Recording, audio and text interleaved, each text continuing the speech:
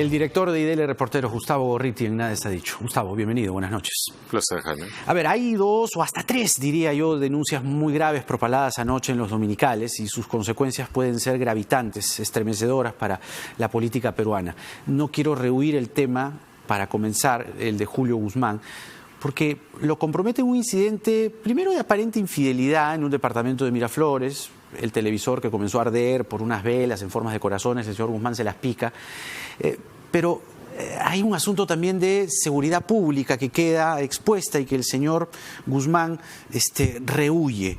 ¿Cuál es tu opinión sobre esto de huir? Porque lo de huir, y ya lo vamos a hablar en unos instantes, no es nuevo en la política, lo vamos a recordar, pero sobre Guzmán, ¿qué impresión te ha dejado? Yo normalmente no veo los programas dominicales, debo decir, pero ayer me tocó ver ambas partes, lo que salió en Panorama, después lo que salió en Cuarto Poder.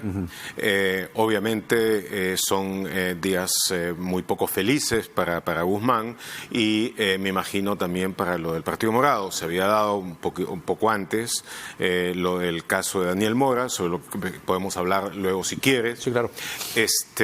Y ahora llegó esto, que tiene toda una serie de características que pues tendrían a apuntar, digamos, la identificación, la caracterización narrativa del evento en un cierto sentido.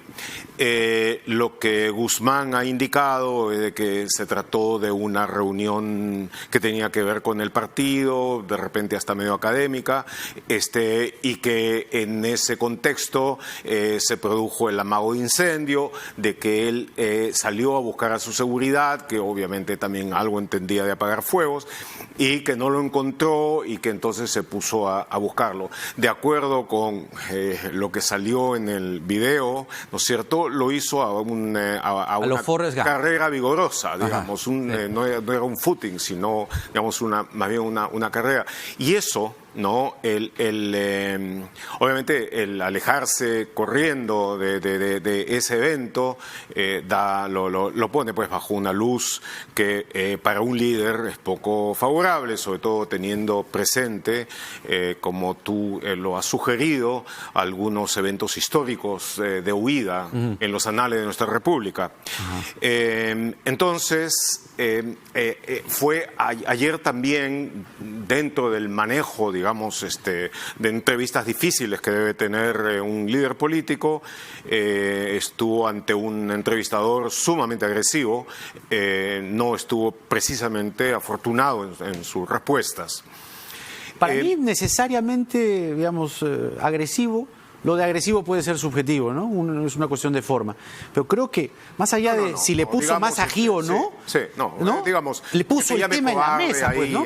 Claro, puede ser, pero le puso el tema en la mesa. Y Guzmán no supo responder. Bueno, el tema estuvo en la mesa, debajo de la mesa y debajo del televisor también. O sea, el tema estaba, no había ninguna duda, ¿cierto? Así es. La cosa nomás es la forma en que eso se desarrolló. Pero estuvo pues dubitativo, se veía apocado ante esa insistencia. Y bueno, un líder, sobre todo alguien que aspira a dirigir la nación, debe estar en condiciones, aún en circunstancias embarazosas, de poder responder con propiedad, aún si las respuestas son dolorosas, pero con propiedad, con carácter. Ahora bien, algunas cosas sí. Y sobre esto voy a dar mi opinión, correcto, que no es necesariamente la línea editorial del reportero, porque hemos tenido ahora discusiones muy vivas dentro de la... Eso es saludable, eso es válido, necesario en el periodismo. Por supuesto, sobre, por ejemplo, si los lances galantes, no asumiendo que se hayan necesariamente producido, si los lances galantes pertenecen o no a la vida privada de un político. Es lo que te iba a preguntar ahorita, justo. Bueno, y mira, ¿qué dices tú? Bueno, por supuesto, lo que Thorndike le espetó a Guzmán fue de que él es un hombre público y en consecuencia tiene que estar abierto a todos los niveles, a todo como un libro. La historia si por lances galantes fuera de matrimonio fuéramos a juzgar a políticos de gran realce en el mundo, tenemos que reescribir la historia. ¿Okay? No hablemos solamente, digamos, Bill Clinton no fue un presidente del todo malo, ¿verdad? Sí. Pasó lo de Mónica Lewinsky, y me acuerdo de un artículo que escribió Gabriel García Márquez en ese tiempo. García Márquez era amigo de Clinton por Carlos Fuentes, William Styron, en fin, y habían desarrollado una relación muy afable. Ahí él escribía de que una de las pocas cosas en las que un hombre, incluso un político, puede mentir es precisamente en torno a ese tipo de lances, ese tipo de eventos. Bueno, Kennedy, Roosevelt, Eisenhower, García, Hollande, de García no hablemos, Toledo, García, en fin, todo. Bueno, ya que yo quería estar a un nivel más universal, Ben Gurión, yo te traigo un poco al Perú. No estoy tan seguro de Gandhi, pero en todos esos casos yo te digo, hay una cierta parte de la vida que sí, pues, habla, la mayor parte de los líderes políticos, además, y eso es una cosa que quizá pudiera explicar lo que Kissinger se refería al poder como el mayor afrodisíaco, si no me equivoco, punto más, punto menos, por ahí va la cita. La tensión, el estar cerca del poder moviliza todo un conjunto de factores que no son precisamente intelectuales en la interacción de líderes políticos con otras personas.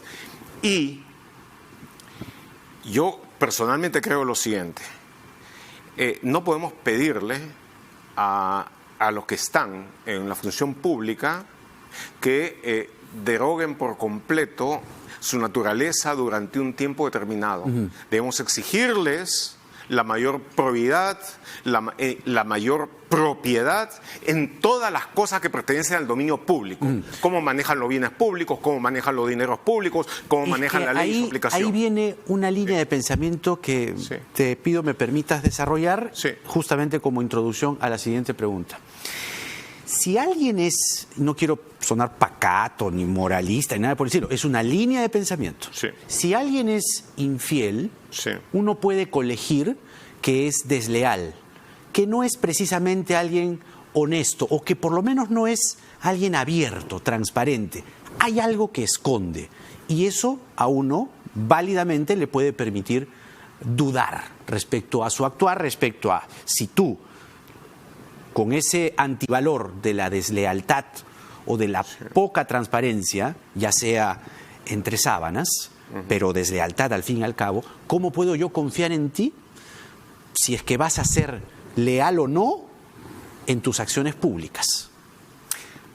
¿Tú hubieras confiado en Franklin Roosevelt? No lo sé. ¿Hubieras confiado en Eisenhower poco antes? Yo no sé si Guzmán es Roosevelt. No estamos, ahí estamos hablando solamente de un... Yo te hablo de Guzmán. De un aspecto del comportamiento humano.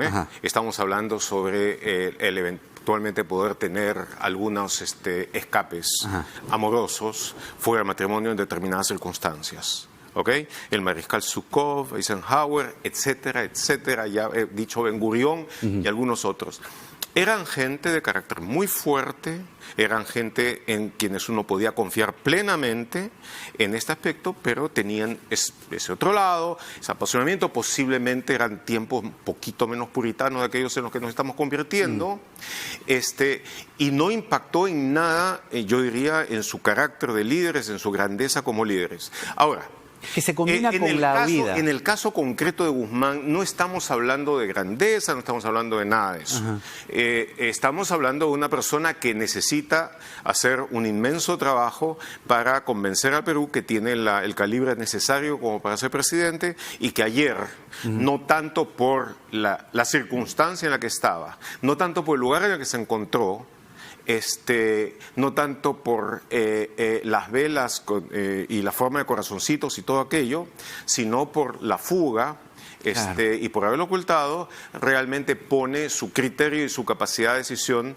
bajo tela de juicio. Y quizá sí, pues el no haber pensado de que existía una relación directa entre la combustión de una vela y la posibilidad de incendio también es otro criterio. Claro, son las dos cosas, pero finalmente, para ya pasar a otro tema. te decía, los que huyen o las huidas no son nuevas en política. Huyó García, huyó Toledo, huyó Fujimori. Guzmán, huyó Prado, Mariano Ignacio Prado, en lo más duro de la guerra con Chile. Así es. Y regresando a Guzmán, sí, que algunos dirán, para suerte de los peruanos, huyó antes de ser presidente.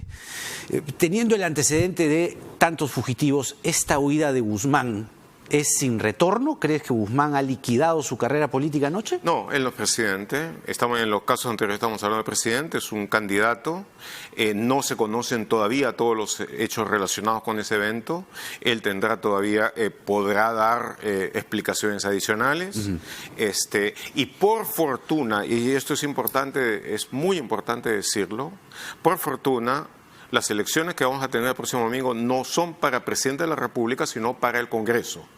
Y lo único que tenemos que ver es la calidad de las listas para el Congreso. Después viene la discusión, una vez que se haya establecido este nuevo Congreso, que va a ser de corta vida, viene la discusión sobre los méritos y deméritos de los candidatos. Claro. Ahora, tú tienes entre los candidatos algunos chupacirios, y particularmente, ¿no es cierto?, pacatos, que a la hora que examinas su conducta moral, son profundamente represivos. No, eso es reprochable, absolutamente. Sí. El otro asunto es el de los consejeros o exconsejeros o hermanitos del CNM, Guido Aguila, Iván Noguera, sindicados de integrar la red de cuellos blancos. Además, perdonados de esta imputación por el Congreso disuelto, hay que decirlo claramente, es decir, eran a oídas de los audios o los CNM audios, una organización que actuaban en pared, y el Congreso disuelto cuidadosa articulación en todos los niveles de administración de justicia. Así es, y no permitió que se les acuse por organización criminal. ¿Cuáles son los temas urgentes? Hablando del Congreso, hablando de esto de anoche, que debe atender el Congreso, porque para que no vuelva a pasar lo que pasó en este Congreso disuelto, que mayoritariamente obstruyó la lucha contra la corrupción. Lo que nosotros hemos añadido como ilustración a lo que salió en I de los Reporteros es la confesión de alguien vinculado con precisamente Telesub y todo esto, que habló cómo se designó a Cavazza para que estableciera las relaciones con esta gente, con Aguila, y con los demás en el CNM, con el fin de poder tener control sobre la institución. Una vez de que eso se hace, una vez de que quede establecida la posibilidad de operar subrepticiamente como para tener ese control, lo que viene después de los derechos de autor y todo lo demás sencillamente ilustra el arreglo previo al que se había llegado. El Congreso... Y que fue, por supuesto, totalmente encubierto por la mayoría del Congreso, que era uno de los elementos organizadores centrales para lograr ese control interinstitucional a fin de servir a los intereses corruptos, a los que estaba abocado. No olvide de que una de las primeras cosas que nosotros sacamos fue el encuentro que hubo en la Casa de Trinidad Moral de Aguila entre Becerril, ¿no es cierto?, como representante de esta gente para poder lograr ese control.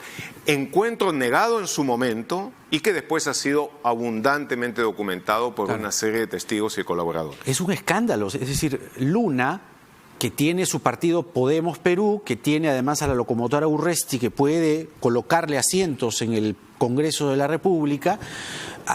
Guido Aguila, 420.000 soles. El doctor Rock, 889.734. O sea, y además como si fuesen unas lumbreras, ¿no? Como si sus libros estuviesen en las librerías. ¿Cómo advertir o, anticipar de que el nuevo Congreso no sea realmente riguroso y que haga las cosas que tiene que hacer, como por ejemplo acusarlos por organización criminal a estos señores, que no hizo el Congreso disuelto, y tienes ahí la posibilidad de que Podemos tenga asientos en el Congreso? Es decir, si antes fue Becerril, ahora puede ser, no sé si Urresti, él dice que no, pero los otros que salgan quizás sí. Todo indica aparentemente de que los asientos que va a tener el grupo ultra reaccionario el grupo que está a favor, además de la lumpen política en todo sentido, va a ser una cosa menor, mínima. Vamos a ver cuánto llega a tener Fuerza Popular a su turno. Yo espero, a propósito de la discusión que acabas de tener con Mesías Guevara, de que los representantes de Acción Popular que sean elegidos recuerden y tengan presente la médula, el espíritu profundamente democrático que animó tanto a Fernando Belaúnde como a Valentín Paniagua y estén totalmente orientados en ese sentido. Y si eso es así, si Acción Popular obtiene una representación importante y orientada en ese sentido, y junto con la gente del Partido Morado, que como digo, tiene gente de mucha calidad en su lista, que nada tienen que ver con lo que está en discusión en estos días respecto a Guzmán. Si se da una sólida representación de ambos lados, entonces yo creo que el Congreso va a poder cumplir plenamente el papel de sacar eso a la luz y de, a su vez, hacer posible que la nueva Junta Nacional de Justicia cumpla eficientemente su papel mientras él cumple el suyo. Claro. Se prevé que esta semana terminen las audiencias que determinarán si Keiko Fujimori regresa o no a prisión por 36 meses, prisión preventiva, digo. En el camino, nuevas revelaciones durante las audiencias en torno a su caso parecen agravar su situación. Por ejemplo, la que ha contado Dionisio Romero al equipo especial. Ha entregado información que demuestra el procedimiento que siguió Dionisio Romero para entregar los $3.650.000 a Keiko Fujimori. Reportes financieros, 17 operaciones en el BCP entre 2010 y 2011. Ojo, 2010 y 2011 la señora era congresista. ¿Cuánto agrava su caso si no lo declaró? Bueno, agrava mucho su caso y a la vez también hace necesario que, aparte del relato que ha hecho, Dionisio Romero explique las razones por las que hizo eso. Las preferencias entre Atlantic Securities, Credit Corp y todo esto, me hacen recordar a muchas de las cosas que uno ve cuando examina lo que hacía Marcos Grillo, que era el encargado de generar recursos para la Caja 2. Es decir, de convertir dinero legal en dinero sucio, en dinero ilegal. Entonces va a ser muy, muy importante que explique el por qué llevaron esas medidas de ocultamiento que luego se reprodujeron una vez que fue recibido el dinero por Keiko Fujimori, aparentemente también en el pitufeo, para poderlo ocultar, o en el ocultamiento de lo recibido.